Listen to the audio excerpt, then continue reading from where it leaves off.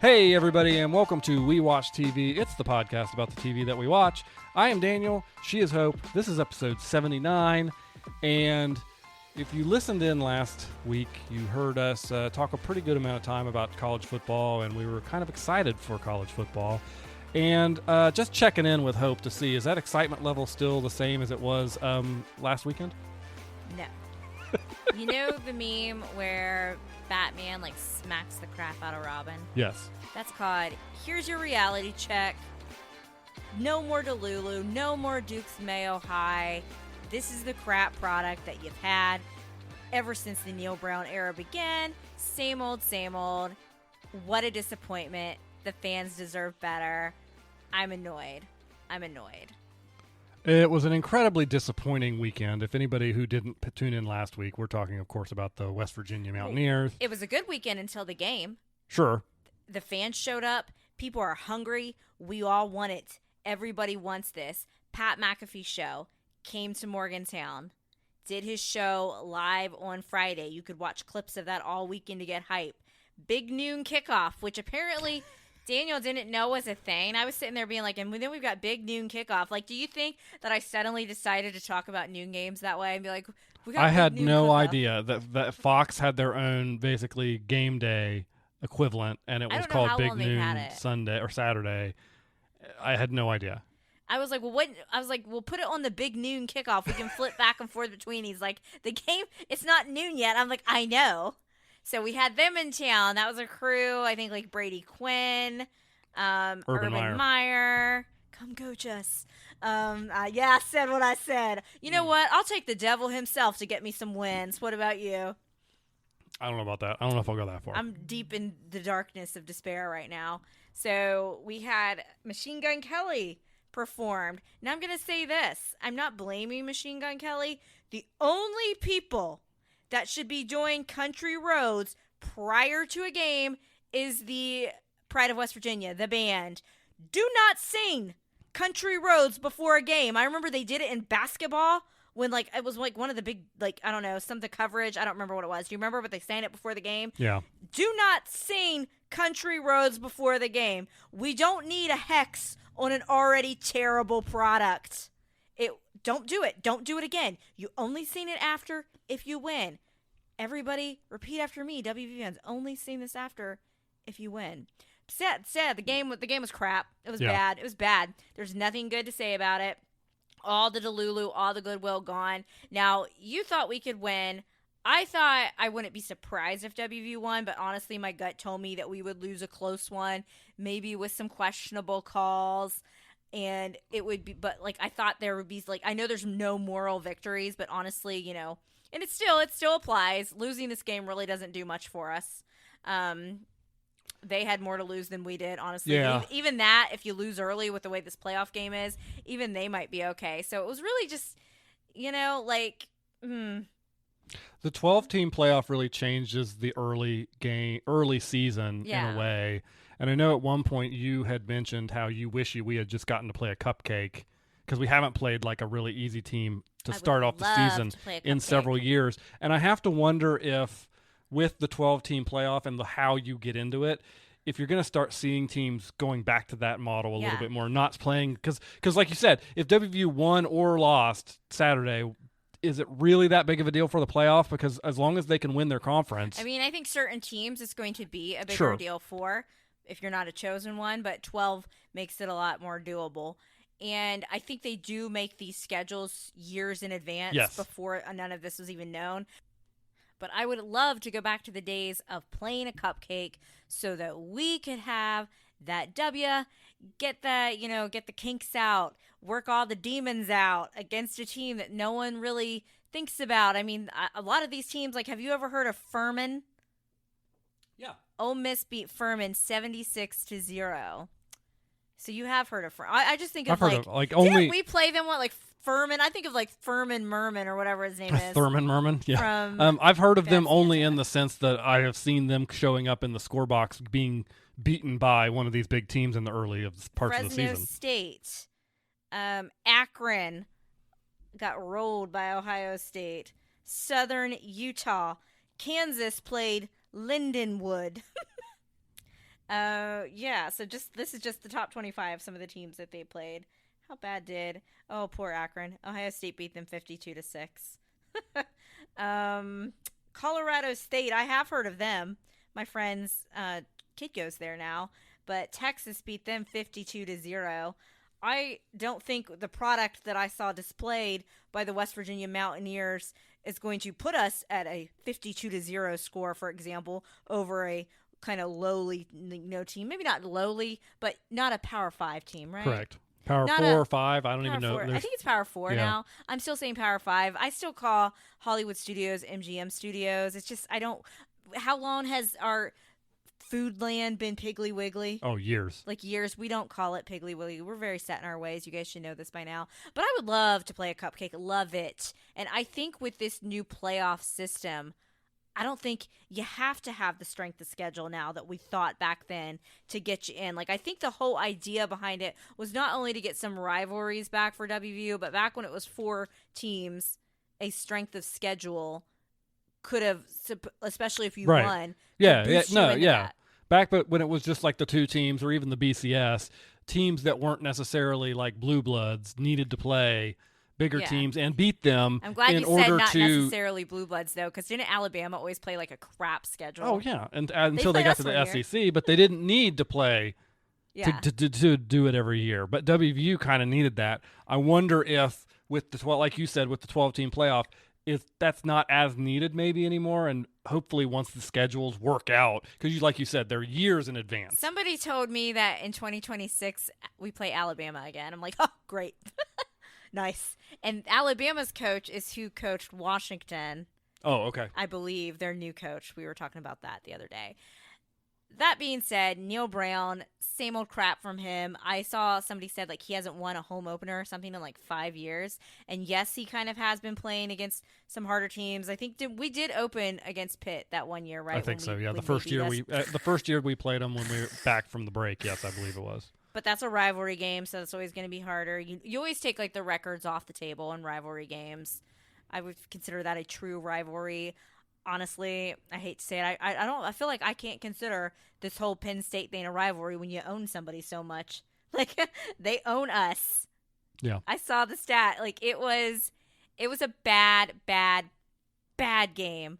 Again, I just want to say I wasn't necessarily convinced that we were going to win, but I thought we would make it a close one. I thought it would be a tight game.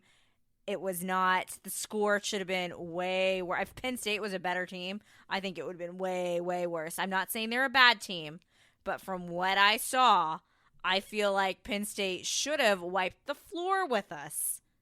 Yeah, a lot of the other big teams that you consider the contenders for the national championship would have probably hung 40 or 50 on WVU that day. I thought it was bad. It just seemed like an absolute total regression. All the good vibes that were built up to this game, gone. And there are just no positives, in my opinion, to take away from this game based on the Mountaineers' performance. So, yes, it was the ultimate reality check, slap in the face. Now, that being said, I mean, I still think that WVU could go in. For all we know, they could go in and win the rest of their games. They could lose a bunch of the games. I don't know, but they've got some work to do. It felt like a regression to me. I understand that Penn State is probably one of the best teams that we are going to play this season, but I don't think Penn State is as great as what people were making us be. I think they're maybe a third best in their own conference. With the new playoff system, like we said, they could still make it in there. If Penn State ends up winning the national championship, I'll shout you guys out on this very podcast and say, I'm sorry, but I don't think you're going to beat Ohio State. I just don't think. Do you think they're going to beat Ohio State? I do not. And they don't play Michigan, from my understanding. No, they don't. In this. So, yeah, it was not good. A good look for WVU. It was very frustrating, but maybe we all needed the reality check. You're not going to get me to trust the climb until I see some improvement. Seeing a regression was annoying. I trust gas station sushi more than the climb. Do better. How do you think WVU is going to play out for the rest of the season? I think they'll be better than what they showed us this first game, but I sure hope so. But I'm not entirely convinced they win as many games this year that they did last year. Garrett Green had a bad day. He did. He crumbled under the pressure. I still like Garrett Green. Yeah, I do believe too. in Garrett Green, but it just wasn't his day. I think that we're going to see, hopefully, him kind of shake the... Maybe it was just too much pressure. I don't know. He either comes back from this and is a better player for it, or he doesn't, and he's the same, and he is that who he is who he is. And I've read where some people are like, oh, it was just too much for him. It was too much for him going on Pat's show. It was too much for him being in the game. You got, as to be an elite player, you have to know how to do all that. I agree. I'm not sure at this point. I'm going to need to see more. Obviously, I don't think that the upcoming game is going to give me, hopefully that'll give the team some confidence. Yeah. But I don't even want to jinx that. And then we got a rivalry game, so there's still a lot of football left to be played. But I'm definitely in my reality check mode. The Lulu's gone. Sorry, guys, you're not going to see me put Duke's Mayo on my head at this juncture. But that being said, as always, let's go Mountaineers, because we're loyal to the bitter end. Can I ask you a question? Because you said that word a lot last episode, and I think you're saying delusional, right? Delulu. It's like a Gen Z chalk thing. Okay. I was just checking to make sure I had the context right. I try to stay very youthful, very mindful. Okay. All right. Hey, we have a fan mail. Ooh. From our friend in Charlotte, North Carolina. Wants to nominate a show. Okay. She said, can I nominate a new show to replace your Suits watch? Oh, we're done with that. We're done with Suits. I think you guys would love Leverage. There was a period of shows on the USA Network that were missed by many, Suits being one of them, and I think Leverage should be your next one up. I pulled up the show description of Leverage, and then I looked it up. Is it streaming on anywhere? I don't know. I didn't look that up. When Suits hit Netflix, that's when it blew up. Yeah, this show is actually older than wanted Suits even. This is 2008 to 2012. Oh. Nathan Ford and his 5-member team of thieves and hackers come together like modern-day Robin Hoods in an attempt to steal from the rich and powerful individuals who take advantage of others. Who stars in this show? Any names that I would know? Timothy Hutton, Gina Bellman, and Christian Kane. Nobody's ringing a bell to me. Find out if it's streaming or not. Yeah, we'll find out. Because Suits was the number one show on Netflix for a while when it came on there. I think you had 3 different groups of Suits fans. You had OGs that just liked the show. Right. Then you had people that started tuning in because of Meghan Markle. And then it hit Netflix, and I would consider myself in 2 of those groups. I knew Meghan Markle was on the show. I knew it was on Netflix, and I was like, you know what? I'm going to give this a go. And then I think you're I'm group number 4. I walked in. I started watching without you. There is a list of TV shows that we have watched together that I've never seen the pilot episode of. Yeah. You missed the first half of the pilot episode of Suits, and then you just decided to join me for the ride. I never saw the pilot episode of Lucifer. You didn't, you? No. There's another one. There's another one I'm thinking of, too. I can't remember. I know you did rewatch Umbrella Academy. I did. I rewatched Umbrella Academy. Because I had watched the first 2 episodes of Umbrella Academy without you, and you were going to join me for episode 3, but you kept asking me incessant amount of questions. And I was like, go watch these first 2 episodes, and then let's reconvene. Yeah.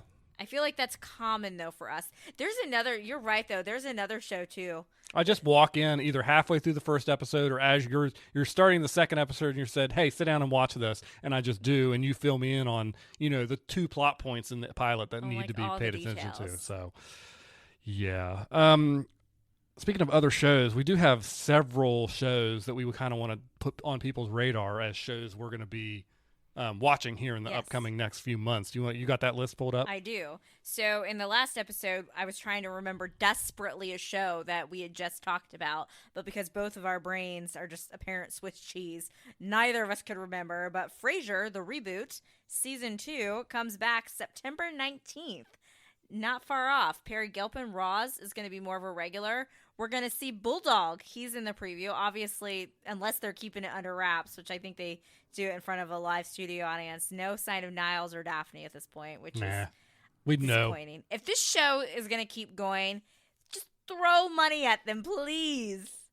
I'm excited for it, but at the same time, I kind of feel like as it was getting its groove last season, then it ended because it was Too only short, 10 episodes. Yep. So it's just the same complaint that we always have on this, podcast about comedies on streaming networks. Only If your being, like, 8 to 10 episodes are episodes. under 30 minutes, 10 episodes is not enough. And is it going to be a time jump? Like, didn't I the don't last know. episode end with, like, a Christmas? I think if they can find a way to get Frasier and Lilith to be somehow in-game, this whole reboot would be worth it. Also coming back in my favorite style that Netflix likes to do, Outer Banks Season 4, about time. So we're getting part 1 on October 10th and part 2 on November 7th. They will be searching for, I believe, Blackbeard's treasure. They found the gold of El Dorado the last time. Now, I do want to say that when I watched Season 3 of Outer Banks, I had full-blown COVID. So, like, I had to go back and, like, rewatch stuff. Because I remember we talked about it on this podcast. Yeah, we did. I don't think you remember anything about what you said. I don't really remember anything. All I know is that there's this big rumor on TikTok that the character of JJ is going to die, and if that happens, I'm going to be ticked, because JJ's my favorite, and JJ and Key, they're like my ship on this show. That's who I root for more than... Bring it home, Zombie. Zombie. You remember that. See, you watched some of that with me when I was out here on the couch. While I was nursing you back to health, yeah. I guess so. We have another Bridgerton update. Still going to wait at a glacial pace, but I don't know if I've talked about this yet in the podcast. I kept meaning to, and then we get distracted. But Benedict is confirmed, the lead character, and I think I did. You know what? I think we did talk about it, maybe. Well, you're going to hear it again. You're going to hear it and again. You're going to like it. But we have more news on that front, that Sophie has been cast. So we have Sophie. That's Benedict's love interest. She has been cast. Again, they will go at a glacial pace. Hopefully we get this show someday. Jonathan Bailey is confirmed as coming back as Anthony Bridgerton, and he's doing so many projects right now. He's in the new Jurassic Park. He's in Wicked. He's just really has blown up, yet he's still going to come back and do episodes.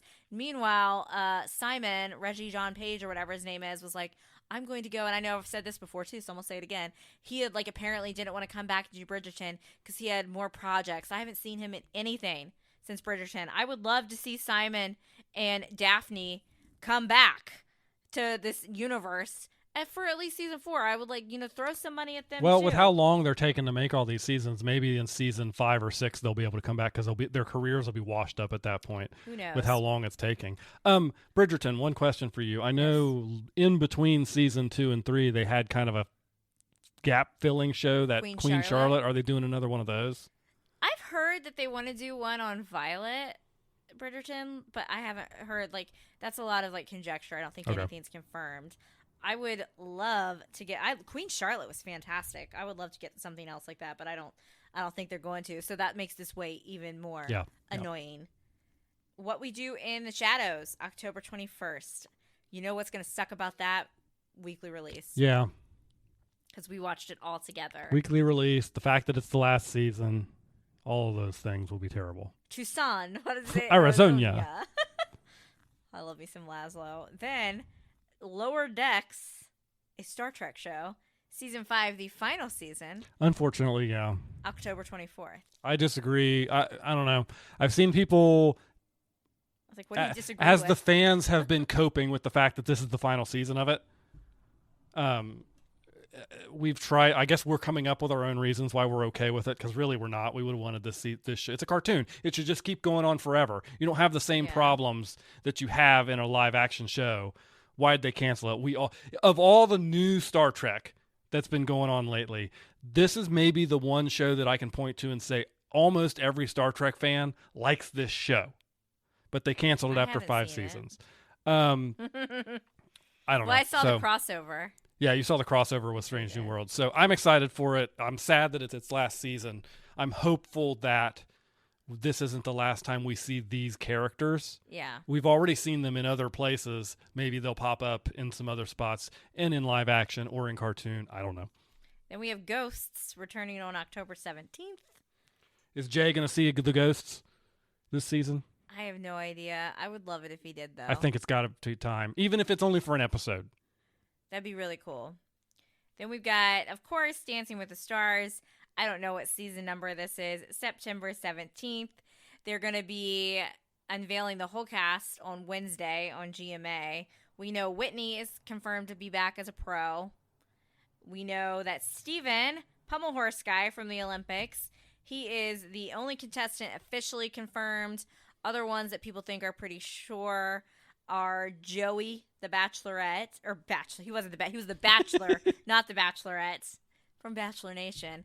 Eric Roberts, speaking of Suits, he's supposedly going to be on. Who's that? He's like Julia Roberts' brother. He's known for way more stuff. I just okay. know him from Suits. He'll look like he did most on Suits because he's like old on Suits. He played like one of the Marconis in The Dark Knight Rises, or Dark Knight. He's been in a lot of stuff. Yeah, he's been in a lot of stuff. The average person knows him from Suits. No, probably not. Let's see here. Oh, Anna Delvey.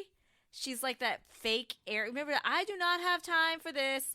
I do not have time for you. No. You don't even know that reference. No. Okay, well, she's like that fake heiress. She's like on house arrest. So I don't know how they're going to get her out there. My guess is that they always want to go for somebody controversial. And because Gypsy Rose Blanchard got pregnant and probably can't do the show, they went after that woman. I have no idea. And then I can never say her name right. The other Olympian, Lola. I don't know how to pronounce her name. And it's I our should. baddie Olympian. The rugby player. Yes. Yes. And people think that she's going to be on just based on like some of the stories that she was doing. It looked like the standard apartments that they give cast, but they really kind of like locked it down. Now I did hear they were going to have only 10 couples, then 11, but supposedly now there is going to be 12, so it'll be more like how it usually was. I'm sure it'll be filled with a lot of people we've never heard of, as usual. But, I mean, getting pommel horse guy, Steven. Yeah, that's a big one. I'm very excited for Steven. Yes, let's get that going. And then another show we both keep forgetting about, maybe because she's in our brains, Agatha, September 18th. Oh, yeah. It was Agatha all alone. I don't know what it is about the Marvel shows. It's like, lately, it's just, I just forget they exist. Even though we're really excited for that one. Yeah, we'll see. You're such a beaming ray of sunshine. You know, it's just that nothing's going to top Deadpool and Wolverine in the Marvel-verse and Loki season 1 and season 2. So, I don't know. Like, we talked about it a lot, so we're not going to get into it, but I'm not one of the people I'm not on the excitement train when it comes to Robert Downey Jr. coming back. I think I think ultimately it's going to prove to have been a bad idea. Is he coming back as like Dr. Doom? Yeah. But so apparently there was like a comic book thing where they did like a body. I said we're not going to get into it. Okay. I kind of agree with you though. like We'll see. It worked better with Chris Evans coming back as, what is his name? Yes, Johnny Storm. Yes, exactly. That was funny. So, hey, did we watch any actual TV this week? We did. Only Murders in the Building, season 4, and I'm glad it's back. Oh, me too. This was a breath of fresh air. It was a great opener to the season.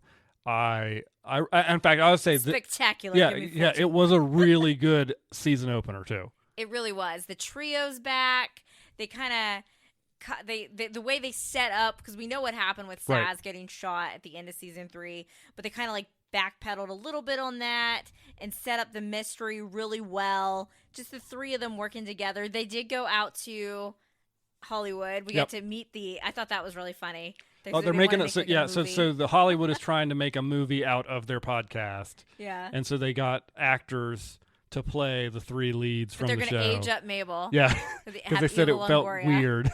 She's like, we're both like the same age. I thought that was funny. Zach Galifianakis. Yeah. Who was it? Oh, Schitt's Creek guy. Oh, yeah. Eugene Levy. Yep. Like, and it was a great premiere, great episode. Who do you think shot Sass? I still think that his crazy ex that she was hooking up with could come back in the picture. I don't know. The woman from The Office. Well, let me ask you this question. Is it somebody we've already seen on the show? I mean, I think it has to be, right? Yeah, that's why I think but she could be too obvious. I think that's too obvious. But I bet they're going to go through where they're going to probably try to make us think it's her. I'm going to throw it out there this is a wild card. I don't think this is going to happen, but I'm going to throw it out there. I thought it was they'd made the Scott Bakula joke over the course of the previous seasons about how she was doing stunts for him now since Steve Martin's character wasn't acting anymore. Then he shows up in this episode dressed just like her, and I'm like, do we think Scott Bakula? I don't know. I probably not. Where is Jackson Avery from Grey's Anatomy. Are he and Mabel? They kind of ended on maybe they'd see each other in L.A., right? Yeah, but we saw Meryl. She's back. Doesn't look like they're going to be in L.A. much. So who knows? Who knows? Are we going to get as good of a song that which of the triplets did? Oh no, they're not going to go that route. But I am excited for the season. This was very like I said, refreshing. It was fun. I enjoyed it. It was a 40-minute episode and it felt like 5 minutes. Do we think Tina Fey is going to show back up again? I don't know. She kind of just jumped in at the last minute last season, so we'll have to see. I think there'll be a lot of suspects as usual, and then we'll figure out who did the whole thing. I do want to point out before we, it was the opening episode of the season, so there's not a ton to talk about. But when they finally, the way that they teased us about how is with like ends up Saz was they didn't find the body in his apartment because whoever killed her threw her in the incinerator. And so they teased us throughout the episode with how are we gonna, if she's been incinerated, how are we gonna know it was her? Bones. And so it ended up that she had metal joints from all the years of stunt work, and I thought like Bulgaria or something. Yeah. But I thought when that last shot of the episode when Steve Martin's holding the bone, you could see real emotion, like it was not just the mystery of it, but he was showing emotion that his friend, even though he kind of acted like she was annoying to him, that his friend was gone. And I thought that was a really subtle, good job by Steve Martin. I thought he did a good job. It was. But I thought the way they never just talk about anything for no reason. Right. Like they made it a point to say that she had the best like bone replacements that money could buy and that she was proud of it and everything. And they made it a point to talk about that. So then when it did, obviously that's how they were able to find it in what incinerator. Incinerator.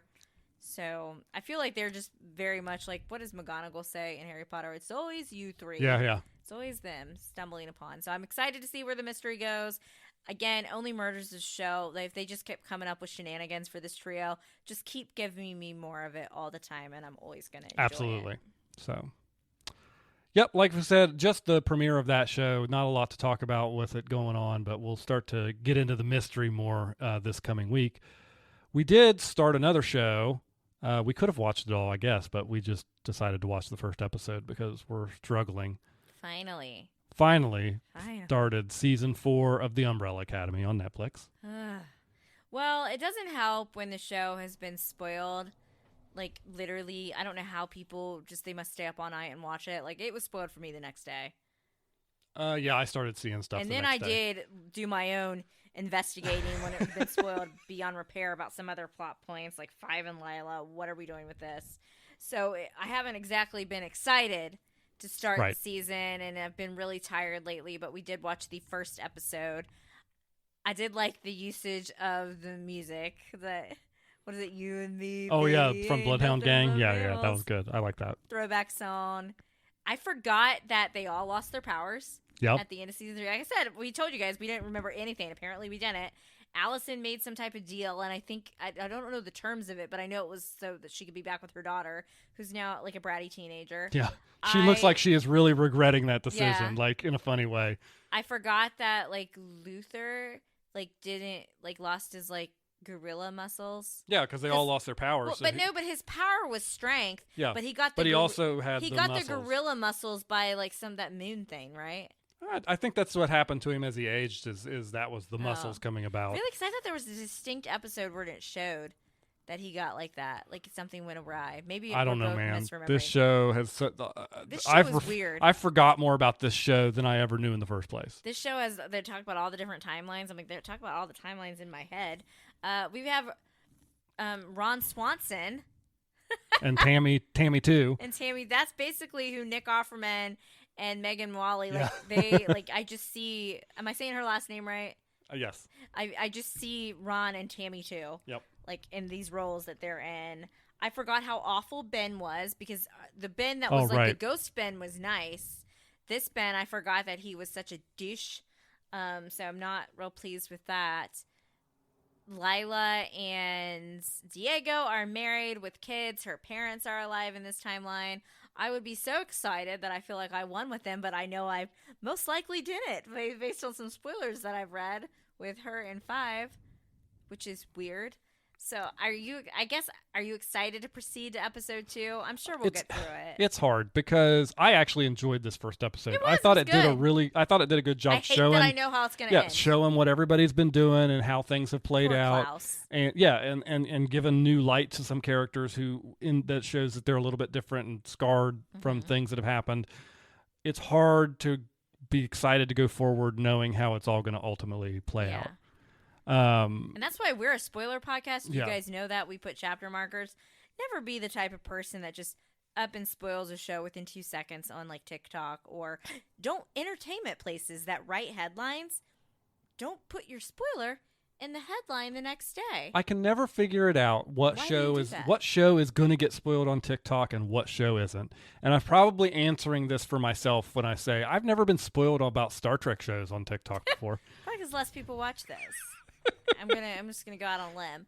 I know when Mandalorian was like at its peak, if you did not watch it like immediately, like prepare to be spoiled. Yeah.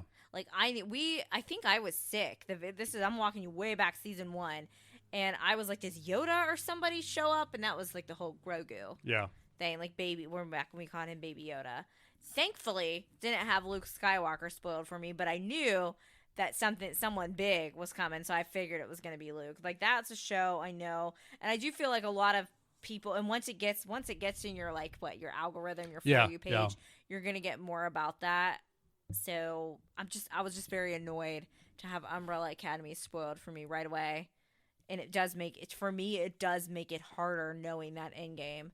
But I will be interested to see how they get there. That is a plus of the weekly release, is the entire season doesn't just get spilled out over there. Fine. But okay, all right. Okay. I still like. I kind of like having something to look forward to every week. There's pros and cons, but still give me the whole season so I can do it at my own pace. Speaking of at our own pace, we've been watching New Girl. And the last time we talked to you about New Girl, our New Girl rewatch, I should say, we had just finished off season 2. Well, folks, we finished season 3, and we finished season 4, and we finished season 5. You knew we were going to do that too. I called it. You can go back. It's on record. You can go back and see. I called it. I said we were going to blow through this once we got going. Well, we started watching it during a little bit of the gap period, but also it's such a comfort show. The episodes are short. We own all the seasons. I think it is streaming, but we do own all the seasons. It gets better every time I watch it. Every time we watch it, it gets better. And it's such a good show. So we think for our next rewatch segment, it needs to be more like a show like the length of the OC, like a little bit longer. Yeah, like a 40-minute kind of drama show. I guess it could be comedy. Try to do it better and like only watch one episode per week and really stretch it out. That could take forever. Especially if you guys vote on something awful. But it's not going to be Gossip Girl, Hannah. XOXO. By the way, during that game, we had a lot of commercials for Gossip Girl. Did you notice that? I did. Yeah, they're bringing it back to some TV show or channel. I was like, okay. This? I guess I'm Chuck Bass. We so rarely actually watch TV. Yeah. Like broadcast cable TV. I forget how annoying commercials can be. Goodness gracious. Yeah. All right, so season 3, we're just going to run you through the highlights.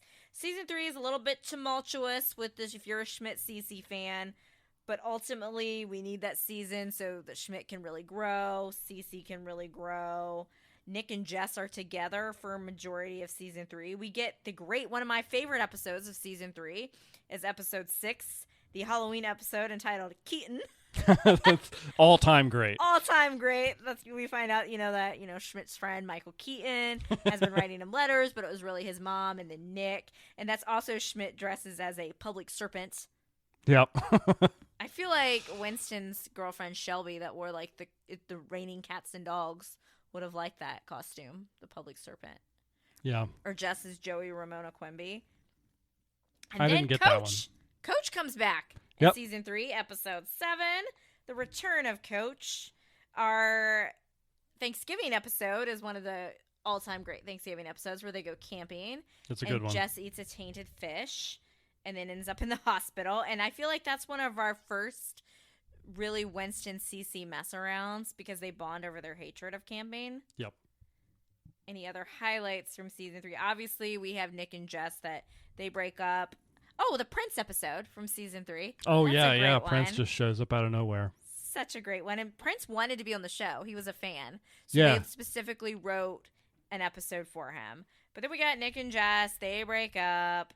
I feel like when they realized the show was going to get a couple more seasons, they had to start breaking them up. So about the time they broke them up, you see Cece and Schmidt start to slowly rekindle that flame.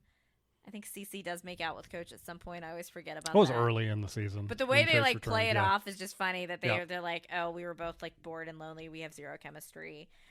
The finale of season 3 is probably one of my favorites. Cruise.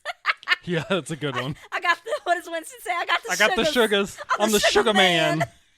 If you know, you know. Can you imagine getting stuck in your cabin on a cruise ship? No. It would have been awful. So, There had to have been a way for them to break that door down. Season 4 kicks off with the wedding episode, and I feel like they really tie that well at the end of season 4 because they're invited to all these weddings over the summer. And obviously what happens at the end of season 4, Schmidt and Cece get back together. They get engaged, and then it kind of ends with them putting their I feel like save the date or whatever on the I feel like you really only notice that detail if you streamed it and rewatched it. Absolutely. Because the first time through you don't notice because you know the first episode of the season to the last is months apart, and you don't really notice that they did that. But I thought that was really cool. My favorite love interest that's not Nick for Jess shows up in season 4. That's Mr. Ryan Goes in You. Goes in you. Goes in me.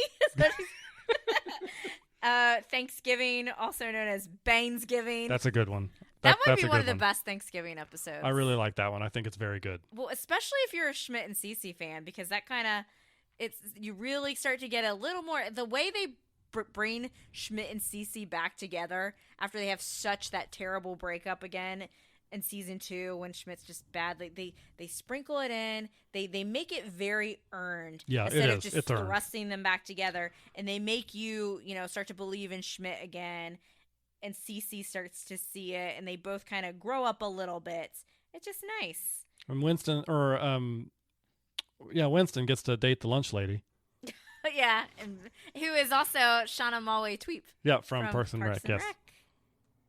And then so season 4, we also meet that's Fawn Moscato. Oh yeah, it is. Her Fawn episodes Moscato. are funny. Yes, but she is a character who I believe is funny in small doses. Small doses. Oh, I forgot about the one where they go to the funeral and is it JJ Watt? It's not it's not TJ. It's JJ Watt's there. Yeah. Because the guy that Jess was dating died, but then she finds out he has a girlfriend, and then JJ Watt is like, I only came here because I had sent him a text that I fired him as my agent. So it's always funny when they get like guest stars. So come on. I just feel like Winston just keeps getting funnier and funnier with each season. Season 4 also is where we send off Coach. We say goodbye to. He comes back and then he goes away. It is amazing though how quickly he just gels back in with the rest of the cast when he is there. They have good chemistry, and I don't know what was behind. We know why he left after the pilot. I don't know what was behind him coming back in and then leaving again in this situation. But it's nice that he does pop back in from time to time now, and it's a little bit more. Again, they all just gel really well, and it's such a good team. It's like no time has passed at all. And even like when Coach comes back, as he and Winston didn't have scenes initially in that pilot, but even they have scenes together and they just gel so well. And what I think is really interesting is when you think about the character, because Winston Bishop is both Winnie the Bish, Frank Sinatra, he's our favorite character. You can tell in those early season 1 episodes, like the one with the bells, I think that was originally should have been like a Coach, an Ernie storyline. You could really tell that after season 1 and really about the middle of season 2, they just started letting Winston's like character like just develop to be what we know as Winnie the Bish, Frank Sinatra. So what do you think about Coach's send-off? I think his love interest was fine. Yeah, I like her. I thought they did a good job with him. I think that it did feel very quick to me. It did. Like they quickly had to find a way to write him off, but it also did match stuff we knew about his character, is that when he falls in love, sometimes he does Yeah, but I think it's amazing how the small amount of time he had on the show, they grew his character. Yes. Because that last episode that he's in, where he's talking about how he moves on, only brings the basic stuff, and the team is able to convince him, to take a few extra things with him, and as we know from seasons after that, he keeps in touch sticks. And it sticks, and so he's grown on. He's moved past just cutting it all off and disappearing like he did from season 1 to season 3. Where he barely even remember who Jess was, right? And everything. To now still being a member, even if he's living across country. And I get it though, like what I was saying though, it does make sense that he would fall for somebody fast though, because they said it's been a pattern, but now he's doing it as an evolved, kind of better version of Coach. So season 5 is a little bit weird. Season 5 did not start airing in real time until January, so we didn't have any like Thanksgiving, Christmas episodes. But Schmidt and Cece are engaged. Coach is gone, and then Zooey Deschanel at that time was pregnant, so they had to find a way to write her character off for a few episodes. So enter Megan Fox. What did you think about that? I always remember every time I watched felt like she was gone way longer. I remember her being gone much longer. She was only out of like 4 episodes. It's because we were watching in like real time. It must have been, but because she was only out of like 4 episodes. I think it was just a few. And so it was weird. We had this conversation. First of all, I'm fine with Megan Fox. I'm fine with her character of Reagan in the show. She's different but similar to Jess in a lot of different ways, and so it makes sense. She's very different than Jess. But how is she similar to Jess? How would you say that she's similar? I don't know. Maybe they're both into Nick Miller. There you go. That's exactly it. But I have to ask myself from the perspective of the writer's room, with only 4 episodes of Zooey being out of the show. 6. Did they really need to bring in another character for those 6 episodes? I feel like the other cast, with Cece taking a bigger role as seasons have gone on, could have carried a little bit more. Yeah, like from what I'm counting, according to IMDb, it was about 6 episodes, and I definitely agree with you that I think Megan Fox's character of Reagan wasn't needed. I think it could have balanced out just fine, but I also don't, like, I'm not triggered by her character either. Like some people feel very strongly. It was fine. It brought out some different energy. I know that it brings about, which I don't think I'm going to get until this season 6, one of my favorite Winston lines, Raisin, as I live and breathe. And then, like, we're at the end of season 5 at the wedding where Reagan's she shows up. Winston texts me every day. So, yeah, she's definitely, I think when you're thinking about her and Jess having similarities, it's probably just more so towards Nick. Yeah, I guess so. I mean, the wide variety of women that will somehow go for somebody like Nick Miller. I love Nick Miller, so hey. I do think that I wouldn't have wanted like a carbon copy of Jess. No, exactly. I'd say my one complaint about the whole thing, like, I don't think it was really necessary to put Reagan with Nick, but at the same time, you can tell by the end of season 5, they're starting to circle back to Nick and Jess, and it needed to be like not just a fling, like an actual like. When I say threat, I don't mean like Reagan's a threatening person, but somebody like an actual like, could relationship. This be Nick's person? Yeah. Well, because at the end of this season 5, Nick has made the decision he's going to go to New Orleans with her for 3 months, but the summer break, just so happens to be. And so, Jess had just decided to start thinking, because Sam left her. We had Sam come back from season 2. He had kind of convinced her basically, hey, it's Dr. Nick. Sam. Dr. Sam. It's Nick. Yeah. And so she was right about ready to talk to Nick, and then Reagan shows up. Yeah. And so that kind of dashes her hopes there for a little while. And we're still going to have to endure Jess and Robbie. They should have kept Robbie. Robbie's with Nadia in this last episode of the season. Funny. They should have. I think that the next time they showed up, it would have been so much more funnier if it had been Robbie and Nadia sticking together. I just think that would have been hilarious. I agree. What do you think, circling back to Dr. Sam, what do you think about that? Bringing Sam back. He's fine. It's weird with Reagan in the way, because if Reagan wasn't in the picture, I think it makes perfect sense to have him come back and to have this, because he's the only. He comes back before Reagan comes back. Sure, in the picture. right. She and Nick were not exclusive yet. But what I mean is he and Nick still had tension. Yeah, they had tension, and they didn't like each other. And I think that was an emphasis that would have helped them come together. But then you throw Reagan into the mix. Raisin. And now it's kind of convoluted. And I don't really remember the season 6 that we're getting ready to go into. I honestly don't remember a ton of stuff about how that all plays out. So yeah, she is in some of those episodes. But is she in it for 2 or 7? I have no memory of it. I think Nick and Jess get back together at the. Oh, you mean episode numbers? Yeah. Yeah, I know she's definitely in the Christmas episode because she and Nick help make it snow. I do remember that part. Because what's that? They'll be singing "Deck the Halls." You know what song I'm talking about? Yeah, Christmas song. I got it. But like the woman that sings that song is somehow like friends with Robbie. I don't know. And she shows up. Don't we find out Robbie's rich? Yeah. Or something? Yeah. I prefer Robbie as just an average dude. Yeah. An average dude. I feel like I would have rather seen Mr. Goes in You again than Sam. But you know, I feel like that the way that relationship ended with kind of Jess's feelings for Nick bubbling up in season 2, it did make sense to enter Sam again, and I think she probably did feel on some psychological level some type of guilt and wanted to make it right. Sure. And I do like it that it was Sam that ended things with Jess, but then was like, Jess, you know who you're supposed to be with. It's Nick. Yep. So I like that they're cool again. Schmidt, I almost said Nick and Schmidt's wedding. It would have made sense if you said that. Schmidt and Cece's wedding episode. I think it needs to go on the list of great TV wedding episodes. It's a very good wedding episode, yes. So good. The whole thing with they break the glass. I forgot they did that. Where you're like, oh, we need to break the glass, and they use the douchebag jar, which is such a callback to their relationship. And then Winston and Allie, you're a big Allie fan. Big Allie fan. She's like positive. I think she's like one of your favorite. Well, that's ladies. one of the things I said to you when we were talking about Megan Fox being in the show. Yeah. Is why couldn't they have just given Allie more time? And maybe at that point they didn't know what they were doing there. I don't know. And what about feel like bacon, love? The Bachelor and Bachelorette parties, Chef's Kiss. I forgot how funny those episodes were. Just New Girl's great.